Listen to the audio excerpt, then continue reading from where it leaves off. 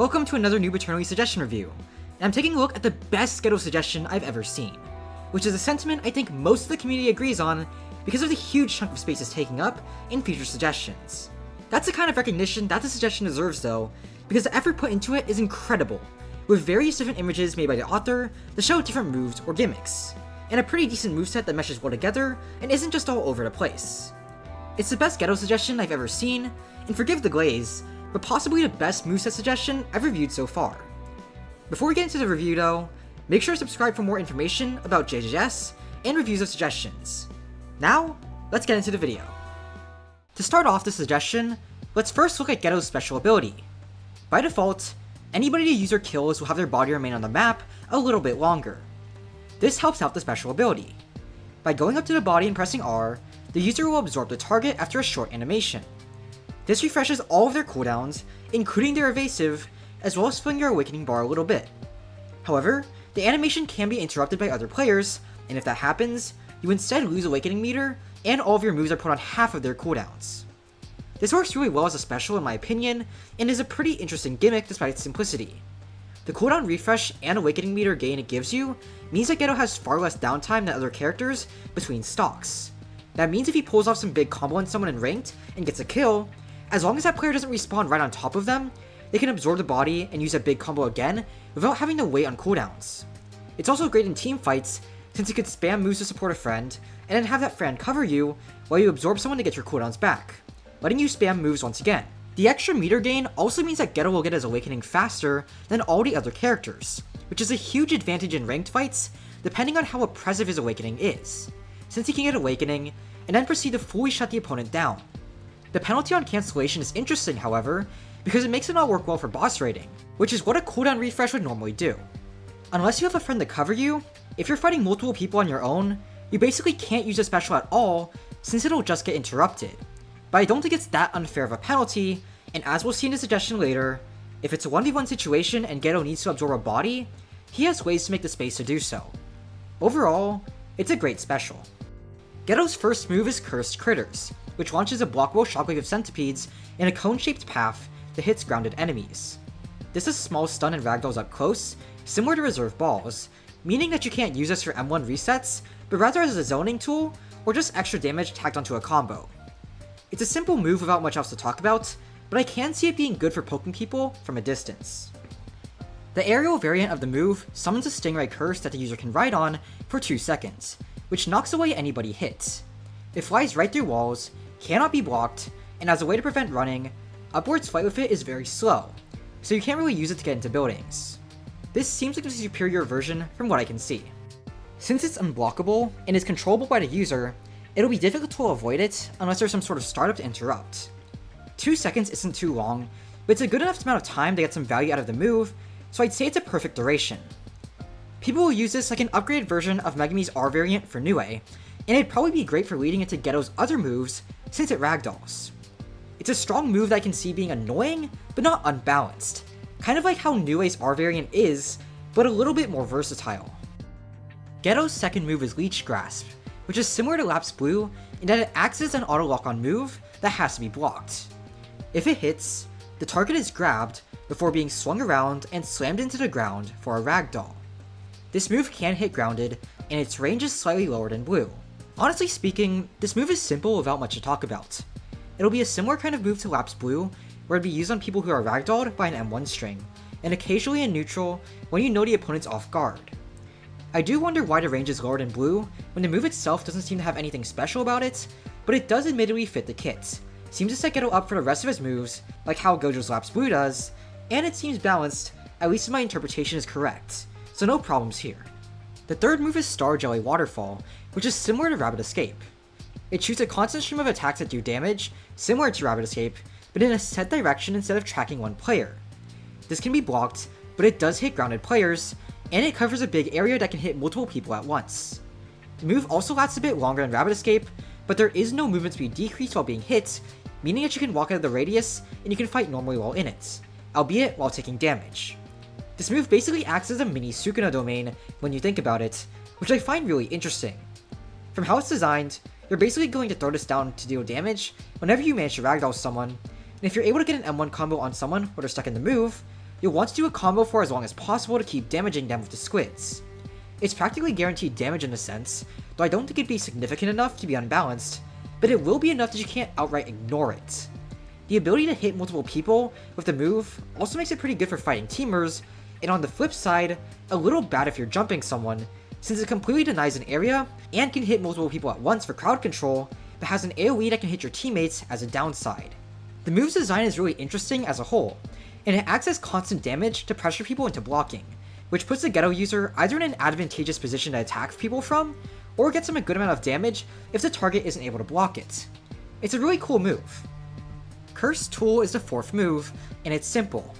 It's a guard-breaking rush, which on contact, puts the victim into a small combo that deals damage. It's just Shadow Swarm, but it doesn't go as far, and it has a shorter startup. It'll be good for neutral if you can use your other moves to give you space to start the move, or good as a combo tool on a ragdolled enemy.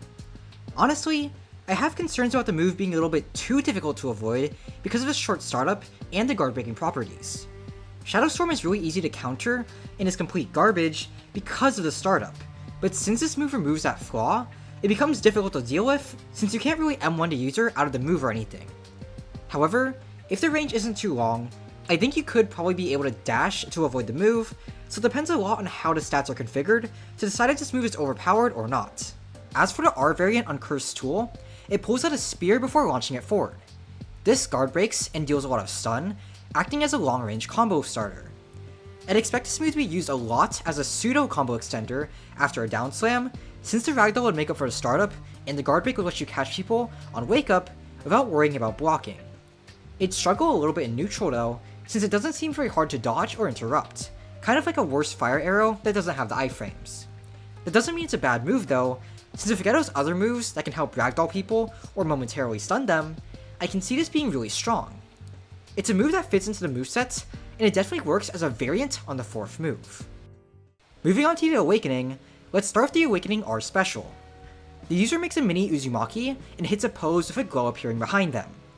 If they get hit, they jump back and do a lightning strike that does high damage. This can cancel the damage of any attack, but the counter attack will only activate on people nearby, making it basically a better Shutter Doors. If the cancel everything line is actually what the author has in mind, and not just an accidental overgeneralization, that means this move can ignore things like Hollow Purple, Fire Arrow, World Cutting Slash, and everything else in the game. Considering it is an Awakening though, I don't think that's too unreasonable.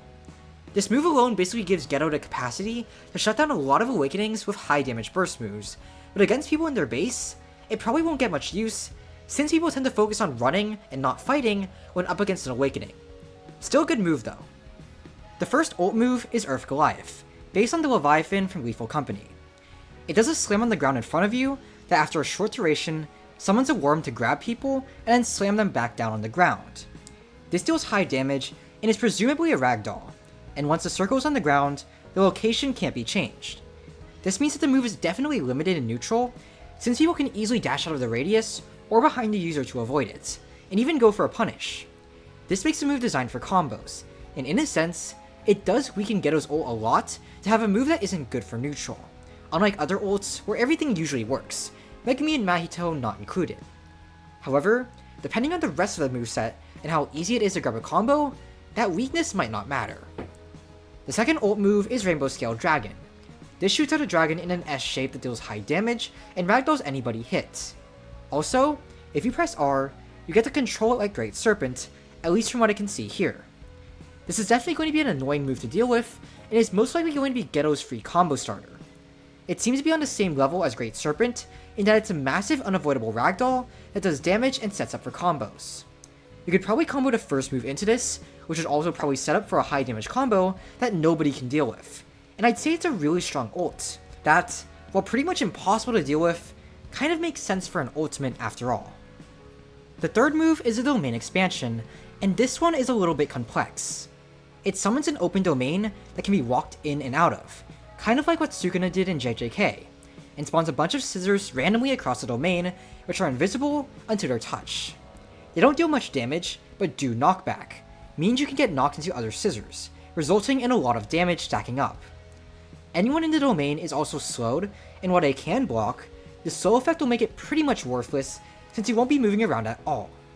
The radius will also be larger to make up for the domain being open. Honestly speaking, this is a pretty good domain idea. It's a unique gimmick, and it seems like it ends up being similar to Infinite Void, where it basically stops people from moving at all. It's not a forced stun like Infinite Void, but people aren't going to be moving, and they won't be able to fight back much, especially against the AoE guard break moves when they're unable to dodge. Only potential problem is Geto's moves carrying them out of the domain range, which might make it suck in that case. However, it's not a bad idea, and I appreciate the creativity with the idea here. Finally, the last ultimate move is Uzumaki.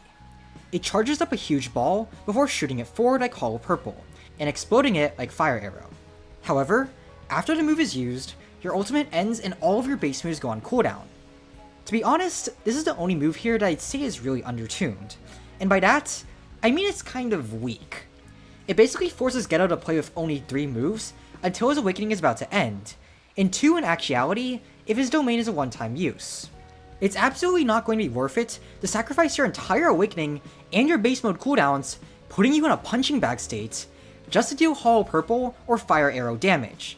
So the obvious solution is to use it like your average ABA one-shot and save it for the end. In my opinion though, that's a bit boring since it limits Geto's options and makes the way he's supposed to play so much more linear.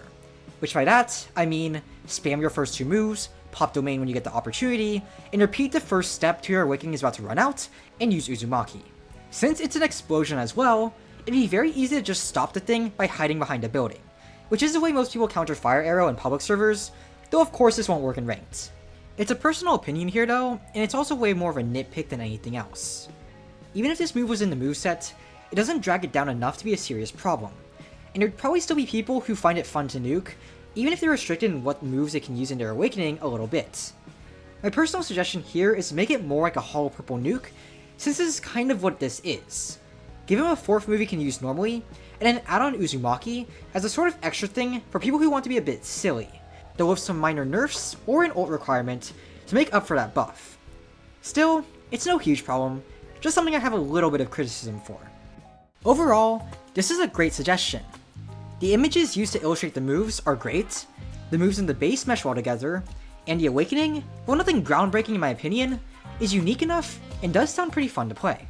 There's a lot of great stuff here, and it's the best Geto suggestion I've read by far, which makes sense when you consider the time and effort put into it.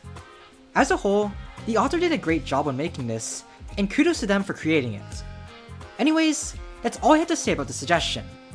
If you enjoyed watching this video, then please consider subscribing if you haven't already for more JJS content, and I'll see you next time in another video. I'm New Eternally, have a great day, and bye.